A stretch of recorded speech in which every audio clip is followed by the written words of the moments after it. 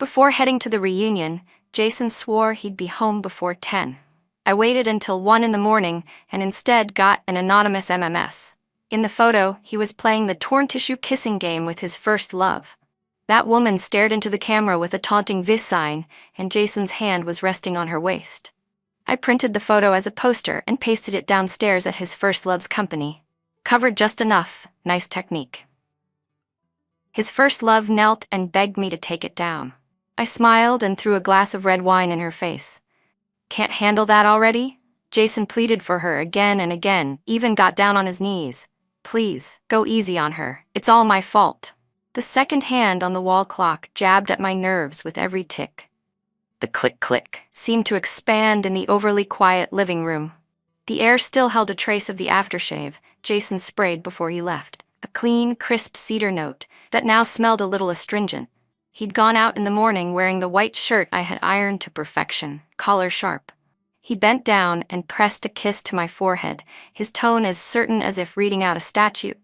"Hey, relax. It's just a class reunion. I'll be home before 10. If you're sleepy, go to bed first. Don't wait up." I only murmured in reply, absent-mindedly rubbing one of the mother-of-pearl buttons on his cuff. That small bit of tenderness feels far away now. 10 came and went, 11 too. Midnight struck in the silence. On the coffee table, the bowl of snow fungus and lotus seed sweet soup I had kept warm for him had formed a thin, wrinkled skin. I sat curled in the corner of the sofa with my knees hugged to my chest, the throw blanket slid halfway down. My phone screen stayed lit on my WeChat thread with Jason. The last message was the one I sent at 11. "Where are you?" No reply, silence spreading like a drop of ink blooming in clear water. I'm not the suspicious type. We've been married 5 years, and Jason has always given me a solid sense of security. But tonight was different. I'd glanced at the reunion's invitation list. At the top was Susan, Jason's first love. Back when Jason and I were only friends, she briefly came between us, then left in a hurry. Her name is like a tiny fishbone stuck in the throat of my marriage. Not fatal, but now and then it pricks in a secret, needling way. Suddenly the phone lit up, a harsh white glare exploding in the dim room. It wasn't Jason's reply, but an MMS from an unknown number. My heart lurched as my cold fingertips swiped it open, and a photo filled the screen. The background was a hazy-lit KTV private room, shapes shifting, noise seeming to spill right through the glass. The focus, though, was razor-sharp on the two people in the center of the sofa. Jason and Susan. They were facing each other, bodies very close. On Jason's face was a looseness, almost indulgent, a smile I had never seen on him. His eyes were a little unfocused. Susan tilted her chin slightly, bright red lips parted, her expression undisguised pride and provocation.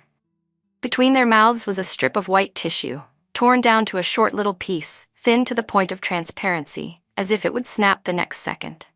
In the captured instant, Susan looked straight toward the lens and flashed a big V sign, and one of Jason's hands rested casually on the side of her waist over her tight miniskirt. The timestamp at the top of the MMS read 047. My breath stalled. It was as if the world's sound had been sucked out, leaving only the roar of blood in my head. I stared at the screen, fingertips icy, gripping so hard I almost crushed the hard plastic shell. My stomach heaved. The warm water I'd just drunk seemed to turn into molten lava. The man who vowed he'd be home before 10, saying it was just an ordinary reunion, was now, in the small hours, playing this blatantly suggestive game with his first love, and she was striking a victor's pose to declare war on me. I shot to my feet, the sudden movement knocking a pillow off the sofa. It hit the floor with a dull thud. I rushed to the floor-to-ceiling window and yanked open the heavy curtains. Outside, the night was dense and heavy, the city's neon far away and cold. Jason's eyes were like a bottomless black pit, reflecting nothing. His fingers slid across the cold glass, leaving behind a few blurry streaks of condensation. The blood in his body felt frozen, yet at the same time as if it had caught fire, heat and cold alternating, making him tremble. He stared at the pale face reflected in the glass, and the corners of his lips slowly pulled into an expression so stiff, so cold, it barely counted as a smile. Jason was doing just fine. The pounding electronic music in the KTV room crashed against the walls like deafening waves. Multicolored spotlights sliced wildly through the smoke-filled air, which reeked of alcohol, perfume, and sweat.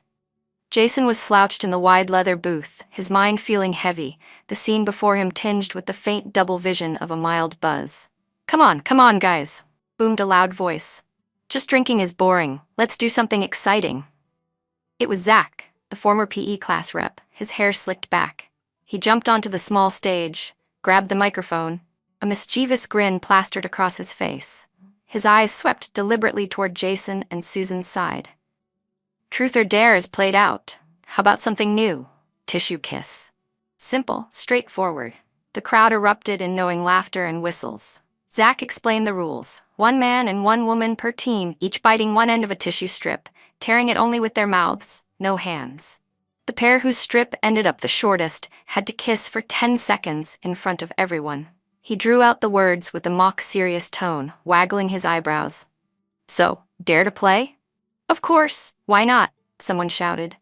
"We're all old classmates here." The teasing rose like waves, one round louder than the last. Jason's first instinct was to frown and refuse. He had promised me he'd be home by 10. But before he could speak, a soft arm slipped around his, holding him in place.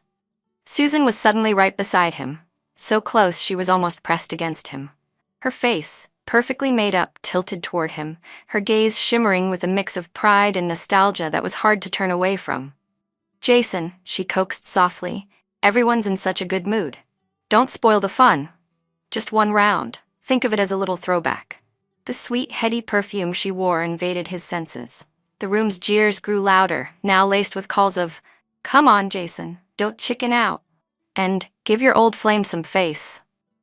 Alcohol burned in his veins, and with Susan's hooked gaze and honeyed voice, the noise around him began to feel like they were back in high school. Free, reckless. The atmosphere was like an invisible net, sweeping away what little resolve and promises of going home he had left.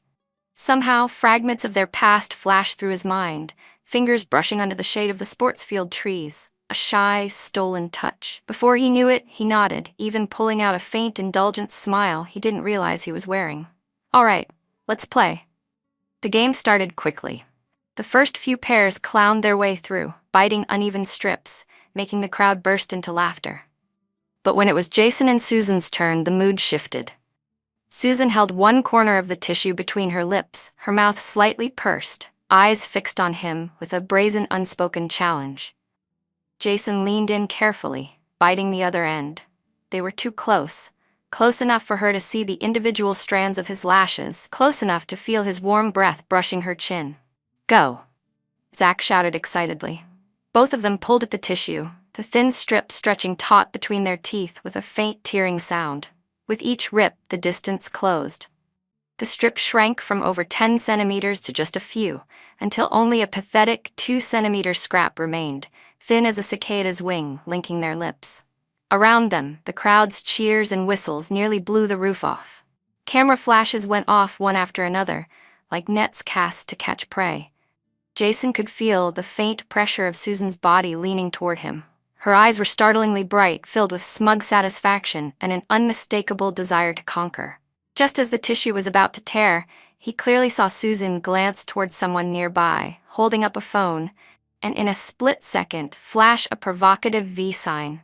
A sharp burst of white light exploded in his vision. That flash was like an icy needle, suddenly piercing through the haze of alcohol and flirtation that had wrapped around him. A rush of cold, sharp as shards of ice, shot from the soles of his feet to the crown of his head, making him shiver. In that instant, most of his drunken fog cleared. My face came to him, my quiet way of waiting, and that promise he had made to be home before 10 crashed into his scattered thoughts like a heavy hammer. He jerked back as if shocked by electricity, putting distance between himself and Susan. The tissue finally snapped, drifting onto the coffee table. "Oh no, just shy of it, Jason. So close." Teasing laughter and mock regret rippled through the room. Jason's face had gone pale, sweat breaking out along his temples, his heart pounding wildly in his chest with a surge of unease and dread. He fumbled for his phone. The screen lit up. 050. What made his scalp prickle was the message still sitting there, the one I had sent at 11. "Where are you?" Just like that, All the heat and recklessness was replaced by pure panic. He shot to his feet, the movement knocking over an empty beer bottle with a sharp crash. "Sorry everyone, too late, I have to go. Something came up at home." His words tumbled out, his voice carrying a frantic edge even he didn't notice. He didn't dare look at Susan again. Grabbing the jacket draped over the back of the sofa, he all but bolted out the door, slamming the heavy music and laughter shut behind him. Cold air blasted down the hallway, making him shudder. As he strode quickly toward the elevator, his hands shook while dialing my number. Each ring was like a hammer against his raw nerves. "Hello? Hello? Listen, let me explain."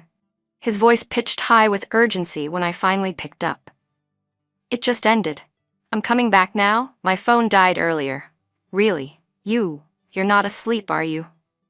He spoke fast, spinning a clumsy lie to cover the shame from that stupid tissue-tearing game and the dread of that damned photo that might exist.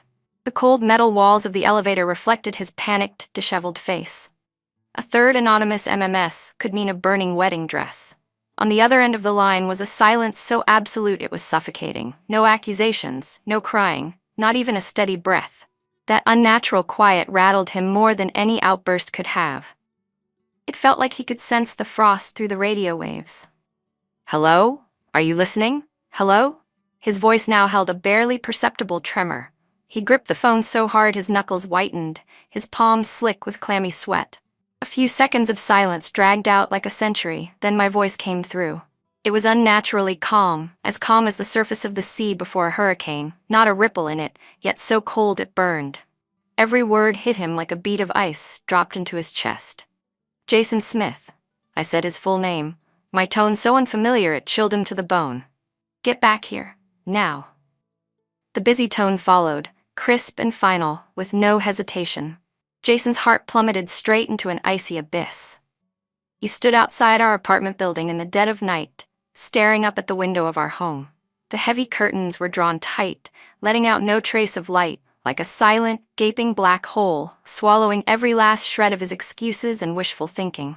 He stumbled into the elevator, nearly losing his balance, jabbing the button for our floor over and over.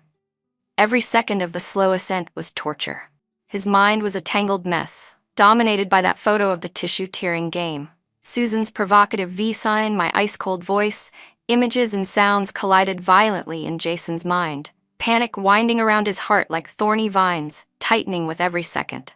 When he slid the key into the lock, his hands shook so badly it took several tries before it finally turned. The living room was dim, lit only by a single wall lamp. I sat on the wide sofa, my back to the door, my figure in the half-light looking unbearably thin and solitary. I didn't turn around, only stared quietly ahead. The air carried a strange smell, slightly burnt, laced with the acrid scent of scorched fabric. Jason's heart pounded against his ribs. Holding his breath, he stepped forward, each movement heavy, as if weighed down with lead. His voice cracked and rasped when he finally forced out, "Janelle." Slowly, painfully slowly, I turned my head. Jason's pupils contracted sharply, his blood freezing in an instant. In one of my hands was my phone, its screen lit with the photo that could send him straight to hell. Him and Susan with that pathetic scrap of tissue between their mouths, Susan flashing the V toward the camera, his hand on her waist. The timestamp, 47, burned into his eyes like a brand. But what truly made the bottom drop out of his world was what I held in my other hand, and the scene at my feet. I gripped a sharp pair of scissors. On the floor lay shredded pieces of white lace and silk. It was the custom-made wedding dress I had treasured for years, stored in the deepest part of my closet. Beside it sat a small metal basin, blackened and warped, with ashes and half-burned scraps of fabric inside. The burnt smell in the air had come from here. Bookmark. The dim lamplight carved the outline of my face. No tears, no hysteria, only a deathly pallor in my eyes. Those eyes that once held so much warmth were now black and bottomless, like a barren ice field after a blizzard, holding nothing but cold and an edge of ruin that made him tremble. I looked at him the way one might look at something utterly repulsive and strange. My gaze dropped back to the phone in my hand, to that glaring photo.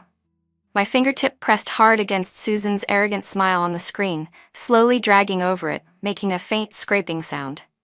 "Explain," I said at last, my lips curling into an expression so cold it was hard to tell if I was smiling or crying, colder than pure rage. Explain this photo, or explain the cheap perfume on you. The unmasked hatred and destructive gleam in my eyes made Jason step back, his face pale as paper. It was as if an invisible hand had closed tight around his throat. He couldn't get a word out. Terror and regret surged over him like a tidal wave, drowning him completely. For the first time, he realized with terrible clarity that what he was about to lose was far more than he had ever imagined. The Janelle who, at 1 a.m, had still been keeping soup warm while waiting for him to come home, he had killed her himself the moment that photo appeared. The silent storm in our apartment was like a stone dropped into a deep pond. The surface rippled briefly before going still, but beneath it, dark currents raged, cold enough to burn. I didn't explode, didn't mention the photo again. I simply moved out of the master bedroom and into the frigid guest room. The home that once carried the warmth of daily life became a silent battlefield, each line drawn sharply. I no longer made him breakfast. I no longer ironed his shirts. I no longer even looked him in the eye. He came and went like a programmed, soulless machine, clocking in and out of work on time, then shutting himself in his room the moment he got home. That bone-deep coldness suffocated Jason far more than any screaming or crying ever could. He tried to tread carefully around me, clumsily attempting to make breakfast, buying expensive gifts and stacking them outside my closed bedroom door. In a low, pleading voice, he insisted that night had only been a drunken game, that there was nothing else to it. Janelle, I was drunk that night. It was just some stupid game. Everyone was egging us on. Susan and I, there's really nothing between us. One morning, he stood outside the guest room door holding a cup of hot milk, his voice carrying a desperate humility. Please listen. Inside, there was nothing but dead silence. After a long moment, the lock clicked softly, the door opening just a narrow crack. Jason's chest lifted in relief, and he took a step forward, only for a slender, steady hand to reach out and grasp the rim of the cup with unerring precision. The next second, that warm milk was flung without hesitation onto the expensive carpet in the hallway. The milky white liquid spread quickly, blooming into an ugly stain. My face appeared, for the briefest moment in the gap of the door, my eyes sharp as an ice pick. Dirty, I said, just one light word, yet it struck him like a blow to the head. The door shut again, the click of the lock, crisp and final, like a slap across the face. Jason stared at the spilled milk, a chill racing up from the soles of his feet to the crown of his head. He knew I wasn't only talking about the milk. This unbearable standoff dragged on for 3 days. On the morning of the 4th day, as the city's pulse began to beat, in the heart of the busiest CBD district, the sleek glass facade of the Chiming Architecture and Design Office gleamed in the morning light.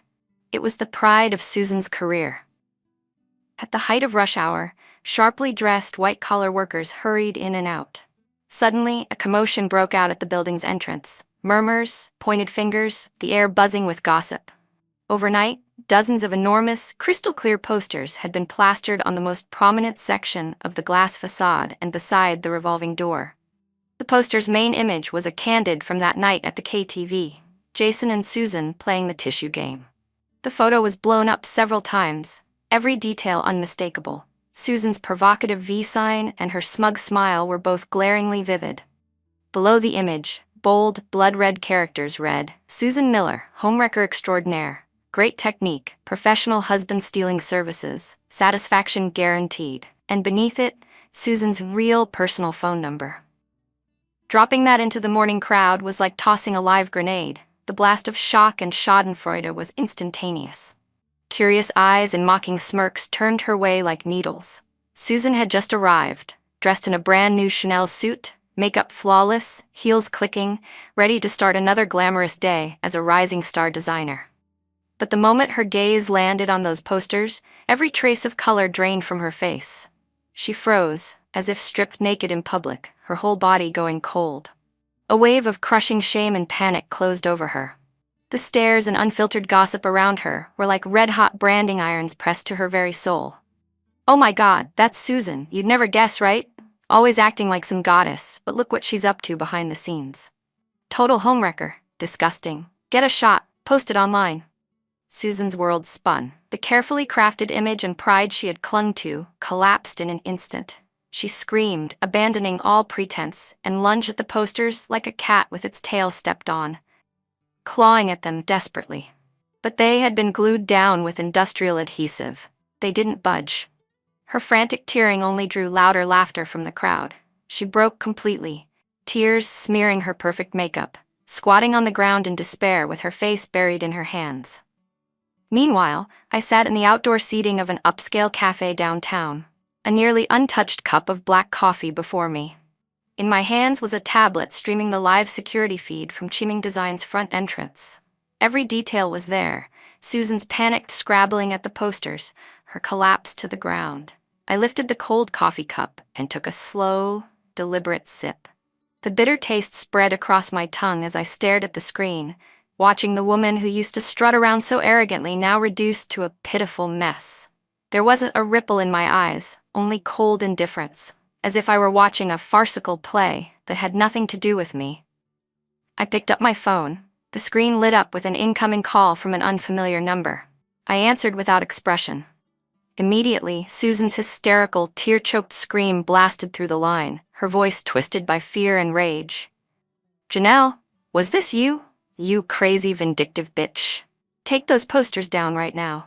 This is slander. It's defamation. I'll sue you." I moved the phone slightly away from my ear, as though her voice were too loud to bear, and my gaze flicked back to the live feed of her raging into the phone, her face contorted in fury.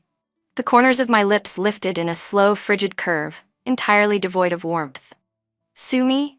My voice traveled back through the line, calm as if I were discussing the weather. "Great. Just make sure you bring evidence, proof that you and Jason biting a tissue at 1 a.m. was nothing more than innocent workplace bonding."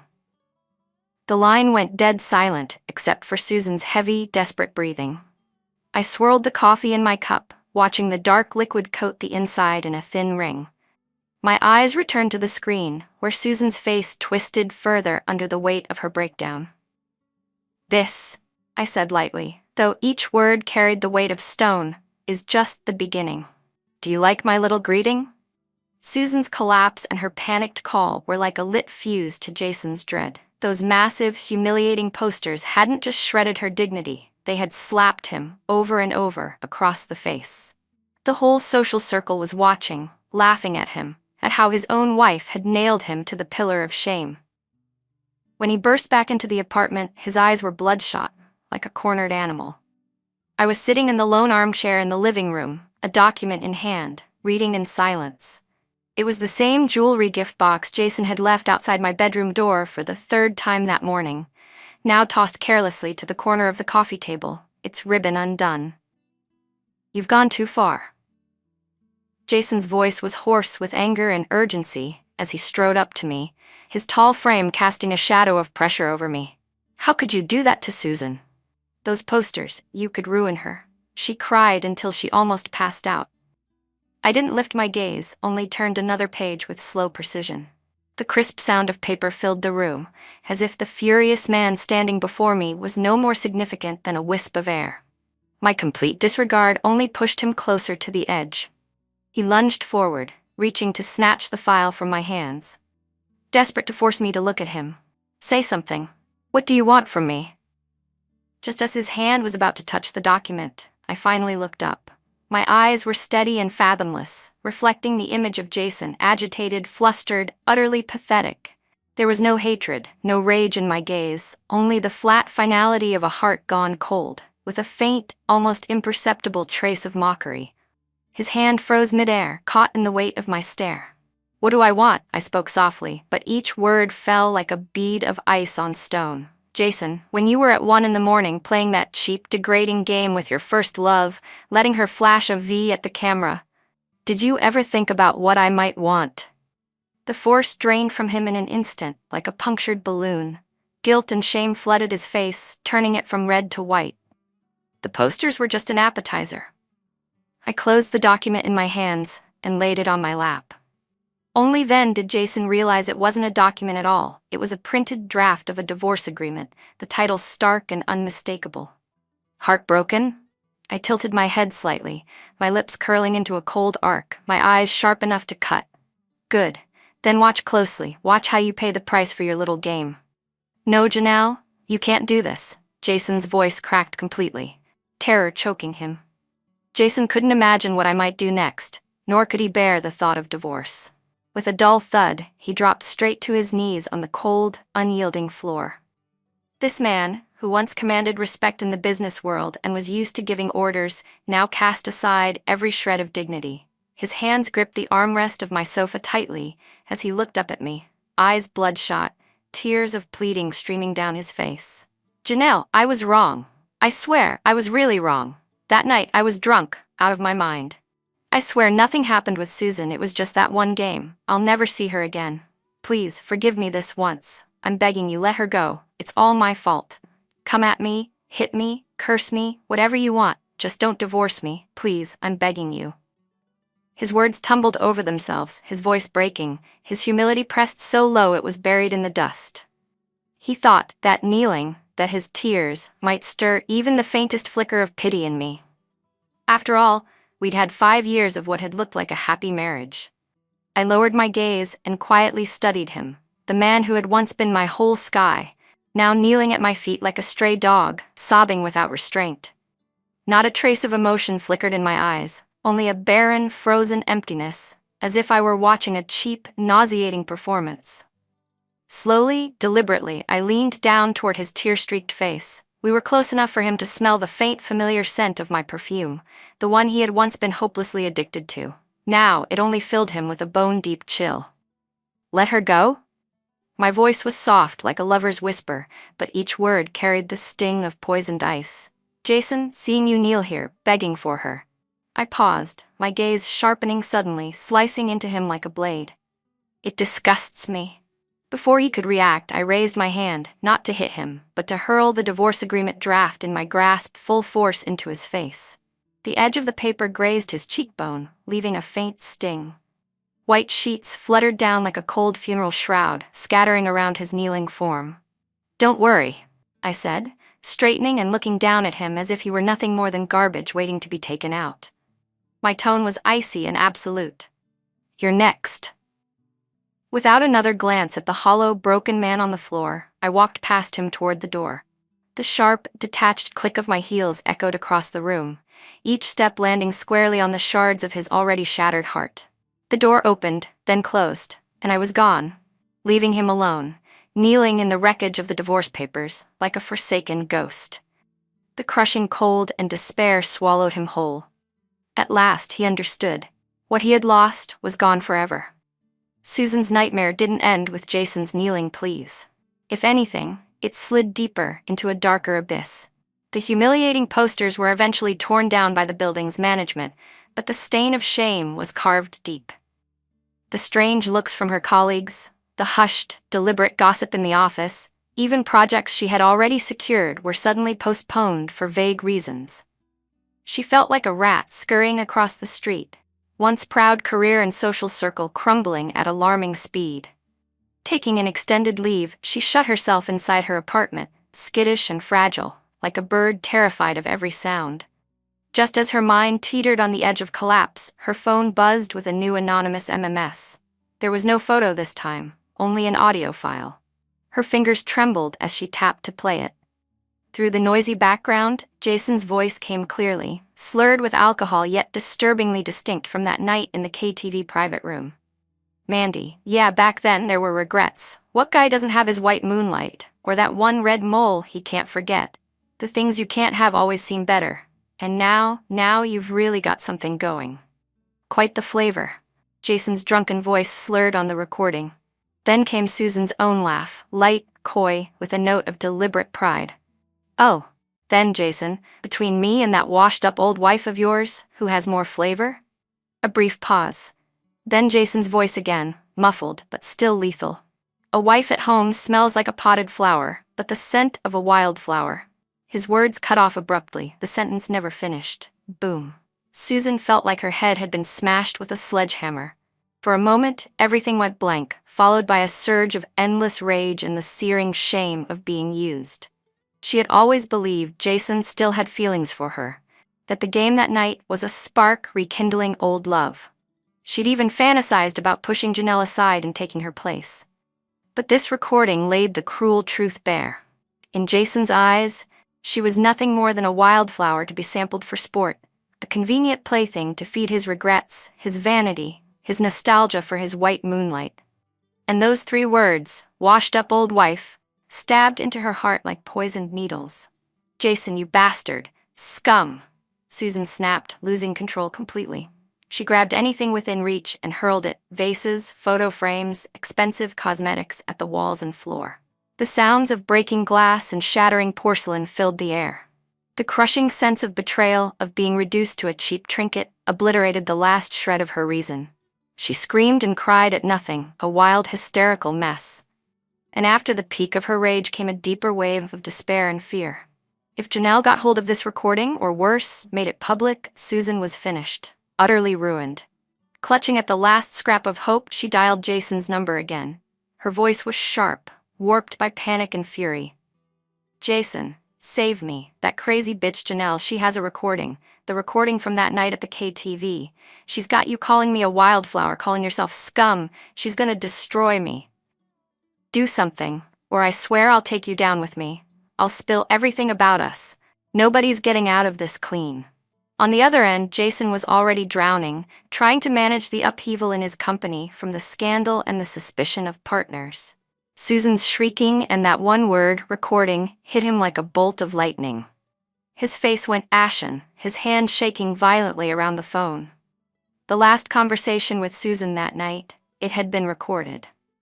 And now Janelle had it. Washed up old wife. Wildflower.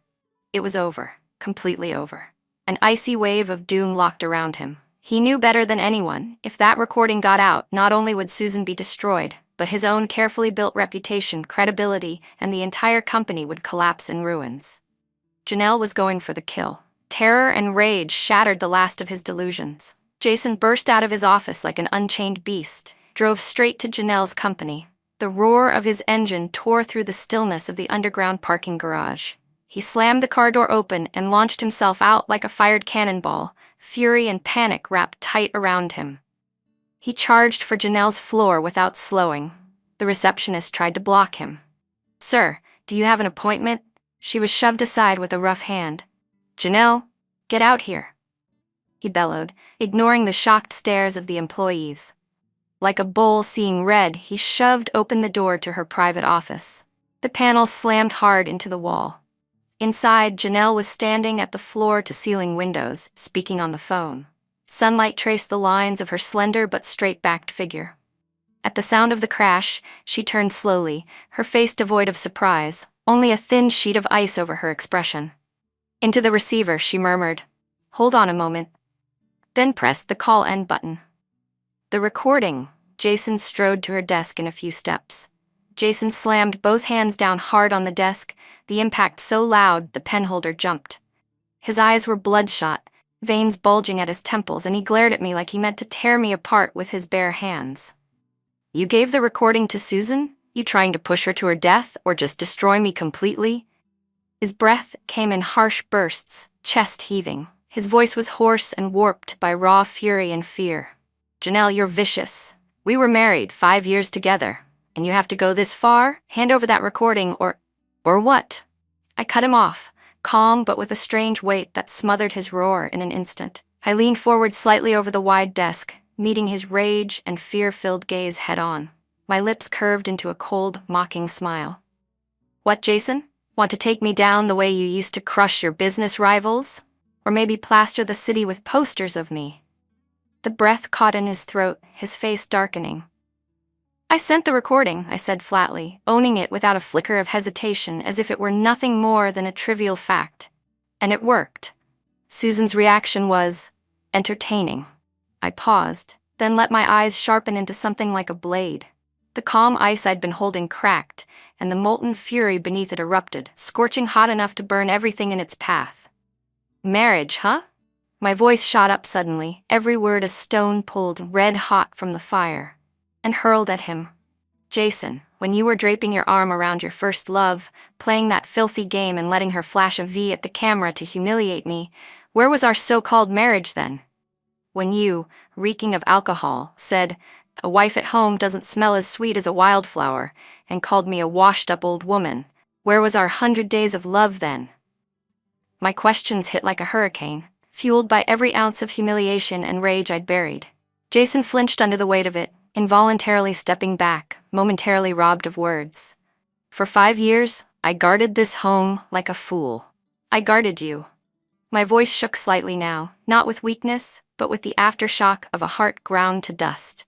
I thought it was a safe harbor, but no, it was hell, a grave you dug for me with your own hands. I snatched the divorce agreement off the desk, a document already printed and signed with my name, and in a few strides came around to face him. There was no warmth left in my gaze, only the frost of finality. Sign it. I shoved the papers hard against his chest, the force making him stumble. The assets are divided, the lawyers have checked it. I'm taking only what's mine. Sign it, take your filthy wildflowers and your dirty little recording, and get out of my sight. Jason stared down at the cold document pressed to him, then up at my face, which was carved with nothing but disgust and resolve. The fear in his eyes deepened, and the weight of being utterly cast aside crushed him at last. Dignity, anger, none of it mattered anymore. Only the raw instinct to beg remained. "No, Janelle, I won't sign. I'll never divorce you." His voice cracked like a lost child's, choked with tears. He reached for my arm. "I know I was wrong, really, I do. Give me one more chance. The last chance, please." The sharp crack of my slap cut through his pleas, the sound ringing in the air. His head whipped to the side, a vivid red imprint of my hand blooming across his cheek. He clutched his face, staring at me in disbelief, and for the first time I saw despair in him. Not the fear of losing control, but the dawning realization that he had already lost everything. I lowered my hand slowly. The joints reddened from the force. My breathing was uneven, my chest rising and falling, but my eyes were clear, steady, and resolute, as if that single slap had shattered the last shadow of doubt or hesitation inside me. "That slap woke you up," I said quietly, "and it woke me up too." My voice had steadied, carrying a trace of weary finality, almost like the dust had settled and the last thread of release had come. "Jason, we're done. We've been done since the moment you put your hand on Susan's waist at that reunion." I didn't look at him again. I turned toward my chair, moving with deliberate ease, and picked up another document in a thin folder from my desk. The cover read, "Xingyuan Technologies Business Plan." "Now," I said, "take your divorce papers and get out." I sat down, spine straight, my eyes on the plan in my hands, my tone cold and unyielding. "Don't interfere with my work. My time is valuable. I'm going to use it to build something that belongs to me and only me." Sunlight poured through the massive floor-to-ceiling windows, gilding my focused profile in a golden sheen. In that light, there was no dependence, no waiting, only the sharp, dazzling strength of someone breaking free of her cocoon. The Janelle who had once given up everything to cook soup for love had died in that single, sordid photo. What lived now was a woman whose heart had hardened into steel, whose goals were clear, a soldier on her own battlefield. And my battlefield was no longer that cold, lifeless house. It was this wider, harsher world of business, laid out before me. Jason stood there with his hand still covering his cheek, looking like a puppet whose strings had been cut. His eyes locked on me, bathed in sunlight, absorbed in my work, and for the first time he saw it with complete clarity. I was gone from his life forever. The cold divorce papers pressed against his chest were like the weight of a gravestone, sealing the death of our marriage. Time, like a rushing river, carries away the shattered past without looking back. 3 years can change everything. The once barren tech park in the north of the city was now lined with gleaming skyscrapers, its lights blazing against the night. It had become the beating heart of the city. At the pinnacle stood the Twin Towers, and on the top floor, the 4 luminous characters of Xingyuan Technologies glowed brightly, a symbol of innovation and success. Tonight, the panoramic banquet hall at the top floor hosted a grand celebration. Crystal chandeliers cast dazzling light, champagne flutes clinked, and the city's business elite, rising tech stars, and society's finest mingled in a swirl of perfume and polished laughter. The air was thick with the scent of champagne and the satisfaction of victory. This was Xingyuan's celebration for its successful listing on the Sci-Tech Innovation Board, with its market value soaring past 10 billion. And the undisputed center of the evening was Xingyuan's founder and CEO, me. I wore a custom-fitted ice blue satin mermaid gown, its sleek lines framing my figure with understated elegance. My hair was swept up, revealing the graceful line of my neck and the clean angles of my jaw.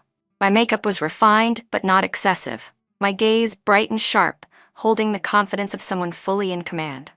I moved easily among the guests, champagne in hand, my manners impeccable, my every gesture carrying the weight and polish of someone long accustomed to the top. The gentle warmth once in my brow had long been worn away by time and trial, leaving only distilled resilience and hard-earned wisdom. Congratulations, Miss Jiang. Xingyuan's performance has been spectacular. Truly inspiring, building a legend in just 3 years.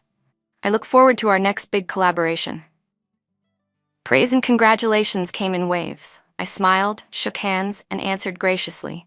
But then, my gaze swept almost idly toward the entrance, and there he was. Jason. He wore an expensive dark gray suit, still handsome, but shadowed with a weariness and gloom he couldn't shake. The past 3 years hadn't freed him. They'd eaten away at his former pride. His eyes locked on me, filled with shock, disbelief, pain, and a stubborn trace of obsession. He could barely recognize me. Was this really the same woman who once cooked for him, who waited up until dawn for him to come home? The same woman he'd dismissed as a washed-up old wife?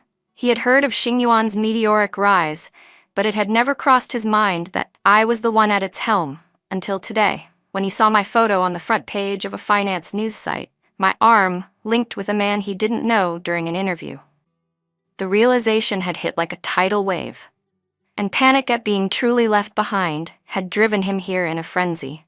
My eyes stayed on him for less than a second before sliding away, calm and without a ripple. It was as if I were looking at nothing more than an irrelevant stranger.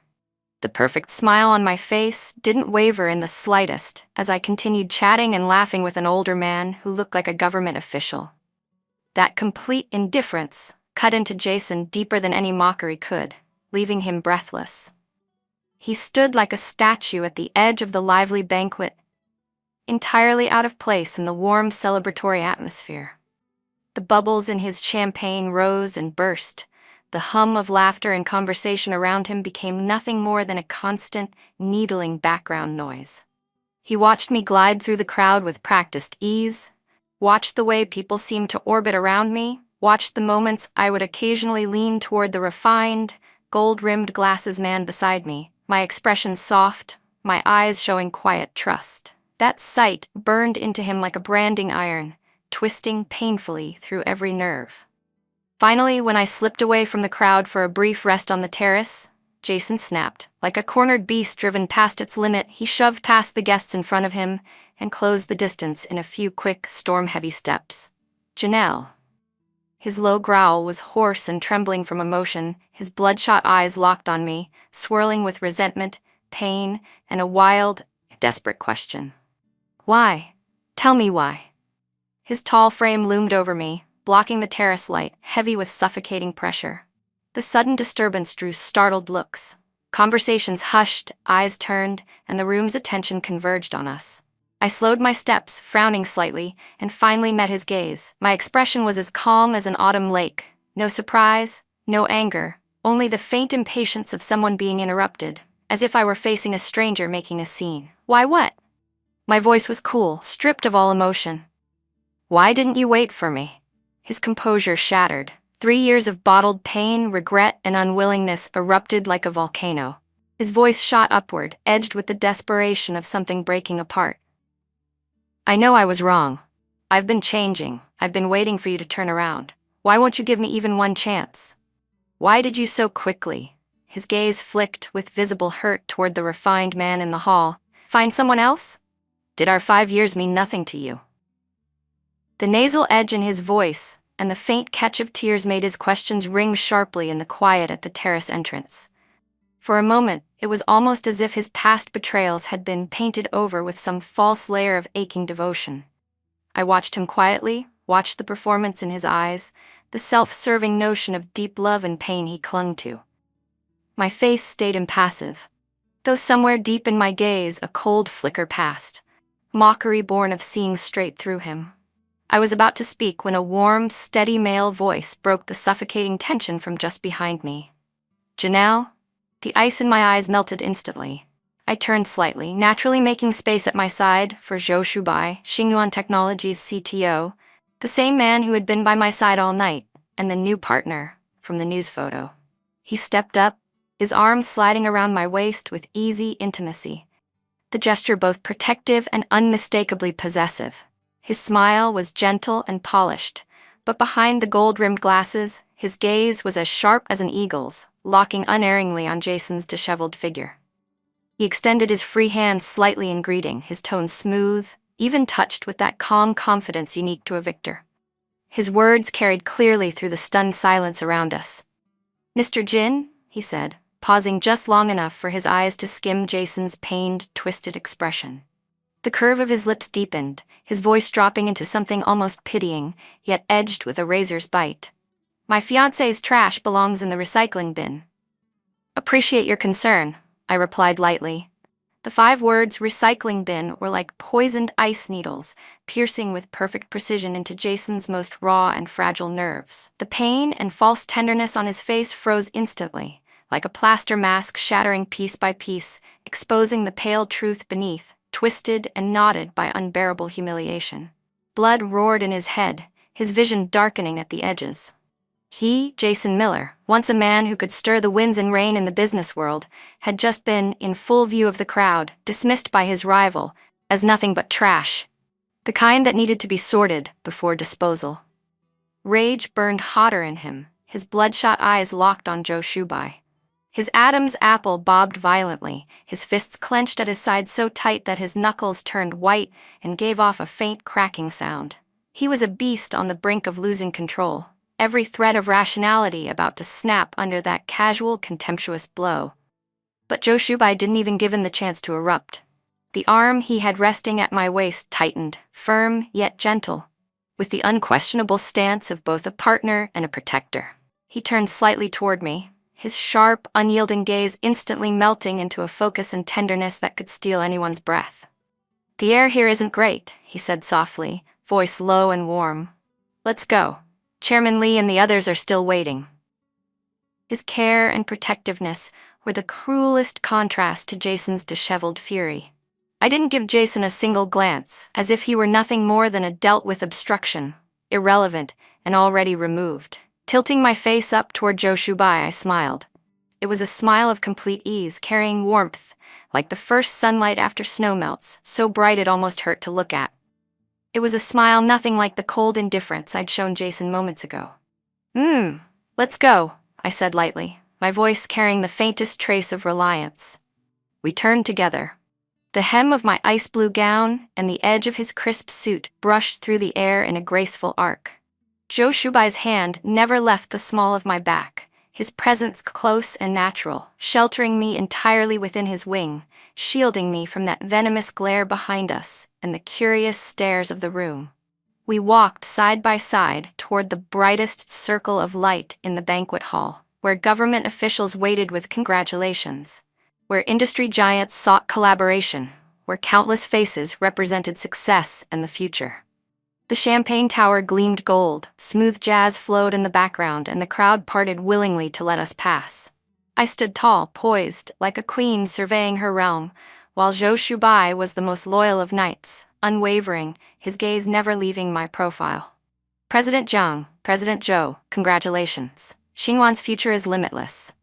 You're a perfect match, truly made for each other." Praise and blessings poured in like the tide, washing away any trace of the earlier discord. Jason stood forgotten in the shadow of the terrace entrance, like a rag discarded and left to rot. His body remained locked in that ridiculous, half-ready-to-strike stance. Zhou Shubai's words, "recycling bin," echoed in his head like a curse. He stared at our backs bathed in brilliant light, at the genuine smile on my face meant for another man. His heart felt as if an invisible hand had clenched it hard, then crushed it completely. The pain was heavy and dull, 3 years late, mingled with suffocating shame and the despair of total loss, crashing over him and swallowing him whole. All the anger, all the resentment, all the questions were ground to dust in that moment, leaving only a vast, cold emptiness. He had lost, utterly, completely. The 5 years of marriage he had buried with his own hands. His so-called devotion was nothing but a disgusting entanglement. He thought he had been waiting, never realizing that the woman he had thrown away had already braved the winds and waves, reached a sea of stars he could never touch, and found a brighter star to stand beside her. And he, Jason Miller, was nothing more than dust swept into the trash heap of her brilliant journey, not even worth sorting. The noise and lights of the banquet hall blurred and faded, as though seen through thick frosted glass. His tall frame swayed. It was as if all the strength had been drained from him in an instant. Jason turned away, hollow-eyed, staggering like a lost soul. In utter disgrace, he fled from the place that no longer belonged to him, and never would again. His retreating figure, hunched and defeated, looked painfully small and desolate against the brilliant splendor glowing behind him. The atmosphere of the banquet recovered quickly, after that brief ripple. The celebration reached its peak as I stood under the dazzling spotlight, accepting a glass of champagne from a guest.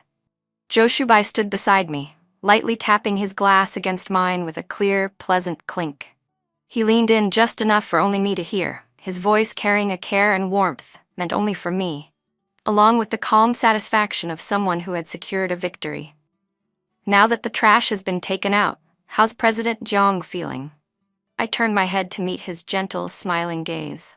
The ice blue gown I wore made the brightness in my eyes stand out, and within them was the reflection of Joe Shubai, and the entire radiant world that belonged to me.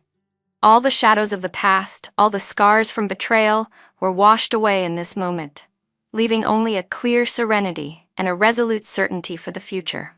My lips curved upward, my smile more brilliant than the golden champagne in my glass. My voice was clear and light, filled with ease and satisfaction. Feels like I could toast to this 100 more times. The end.